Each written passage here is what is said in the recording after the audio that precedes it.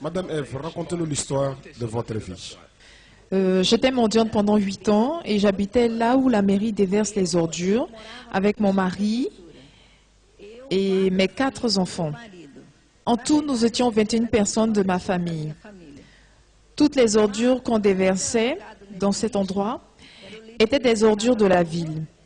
Et c'est là que nous, on habitait et on triait pour récupérer de la nourriture, des habits et des chaussures.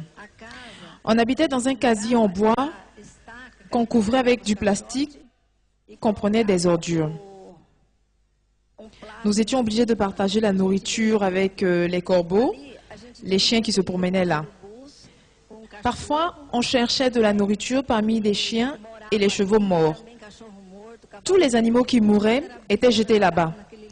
On était obligés de partager tout avec les corbeaux, avec les animaux qui y vivaient. Vous étiez au nombre de combien?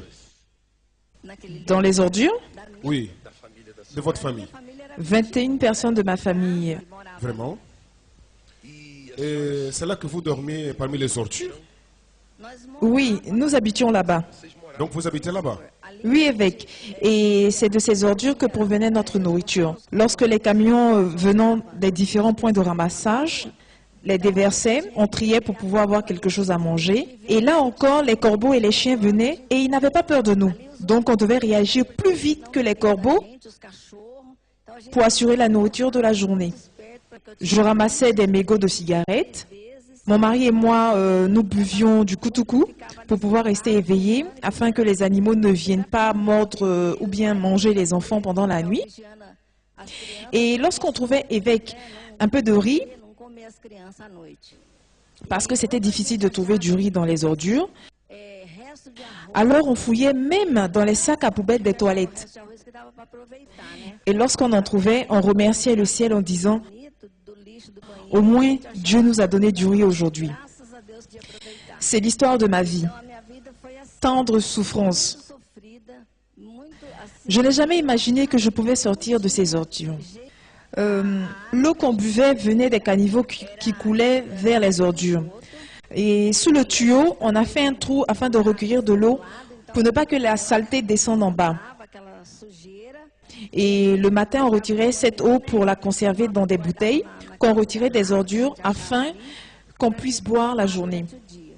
Avec cette eau du caniveau, on se lavait et on buvait. Et on lavait les enfants avec parce qu'on n'avait pas de choix. Quoi, c'est le changement de votre vie, puisque vous êtes sorti des ordures?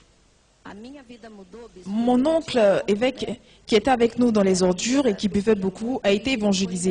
On a constaté qu'il a arrêté de boire après avoir fréquenté l'église. Et son combat, lui, était de faire sortir toute la famille des ordures. Comme moi, je ne croyais pas en Dieu, c'était difficile pour moi d'aller à l'église. Malgré cela, j'y suis allée. Je suis venue.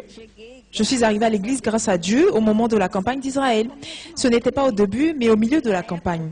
À cette époque, c'était l'évêque Osvaldo Ascioli et il n'a pas été tendre envers moi. Le jour que je suis arrivée, je me suis assise au dernier banc de l'église parce que je portais 2 pieds droits de chaussures. Je portais une jupe verte, toute déchirée. Et devant moi, il y avait des personnes bien habillées qui sentaient bon parce qu'ils étaient tout propres. Et j'étais là. Et c'est moi qui étais sale. Et là, l'évêque a commencé à prêcher, à transmettre la foi. C'était lors de la campagne d'Israël. D'ailleurs, la campagne de Gédéon. On demandait aux gens de passer sur l'autel. Et j'y suis allée. Grâce à Dieu pour cela. Sinon, j'aurais eu honte d'y monter toute seule. Pendant que je montais, personne m'a méprisé du regard. C'était comme si je ne dégageais pas de mauvaise odeur. De là, je suis retournée dans les ordures. J'ai vendu ma caisse en bois, le plastique qui servait de toiture.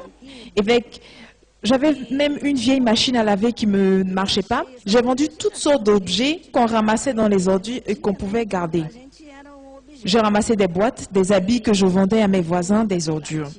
C'est ainsi que je trouvais de l'argent pour faire mon sacrifice. Et à cette époque, il semblait que c'était un petit sacrifice, mais c'était mon tout. Et Dieu m'a honoré car il a vu ma foi. Après avoir accompli mon sacrifice, je suis retournée dans les ordures pour retirer mes enfants de là. Et Dieu a commencé à me bénir. Et j'ai su que le sacrifice était la seule manière pour ma victoire. Je suis à l'église depuis 12 ans et à chaque campagne d'Israël, je crée toujours une surprise au diable parce qu'il pense que je vais déposer un tel sacrifice. Et lorsque le jour arrive, je fais bien au-delà de ce qu'il pensait que j'allais faire. Voilà la manière dont je procède. Dès qu'une campagne d'Israël passe, je commence à préparer déjà mon sacrifice pour la campagne suivante. Et dès que le moment arrive, je ne fais qu'augmenter mon sacrifice. J'ai déjà sacrifié un terrain, une cité immobilière. En contrepartie, Dieu m'a donné une grosse villa avec piscine. J'emménage au fur et à mesure et c'est dans un quartier très chic. C'est la maison de mes rêves. Je n'ai jamais imaginé habiter dans une maison pareille. J'ai pris la décision de donner mon magasin et à 2 semaines d'accomplir mon vœu, j'ai surpris de nouveau le diable. J'ai vendu mon magasin d'exposition et j'ai mis la somme sur l'autel. Qu'est-ce que vous avez aujourd'hui? Vous possédez quoi? Vous n'êtes plus là-bas, dans les ordures. Aujourd'hui, j'ai un appartement, une grosse villa, des duplex, des voitures que j'ai toujours voulu avoir. Vous savez, moi, je ne sais pas lire. C'est maintenant que j'apprends à lire la Bible. Même pour écrire des choses, il y a toujours quelqu'un à côté de moi.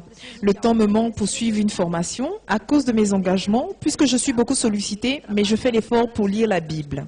Vous faites quoi comme travail? Je tiens un magasin de décoration. Oui, je tiens un magasin de décoration avec plusieurs employés, partagés entre ceux qui font la broderie et l'impression. Je viens d'ouvrir une branche avec 8 couturières qui font de la lingerie qu'on exporte vers Campinas et d'autres régions de São Paulo. Je possède également aussi un magasin de vente de rideaux. Mes enfants qui vivaient dans les ordures aujourd'hui, l'aîné est en dernière année de droit, un autre est en train de suivre des cours d'informatique, une autre qui a déjà son cabinet suit des cours de comptabilité. Et aujourd'hui, grâce à Dieu, tous mes enfants ont chacun leur voiture, leur maison, des motos. La campagne d'Israël, Dieu me surprend avec de grandes bénédictions. Vous voyez par là, la différence ne se fait pas à cause d'une formation. Parce qu'elle ne sait ni lire, peut-être ne sait pas même écrire son nom. Mon nom? Vous savez? Oui. Mais vous ne savez pas lire. Aujourd'hui, j'apprends à lire la Bible. Cependant, je n'arrive pas à écrire. Il y a toujours quelqu'un au bureau pour écrire pour moi. La différence, c'est juste une pensée. Pensée intelligente. Laquelle? Si Dieu existe, il doit se manifester dans ma vie. Parce que je ne peux pas vivre de cette manière et croire en un Dieu si grand. C'est cette pensée qui fait la différence. Et non une formation. Parce qu'elle avait du mal. Elle a du mal à lire. Elle est sortie des ordures.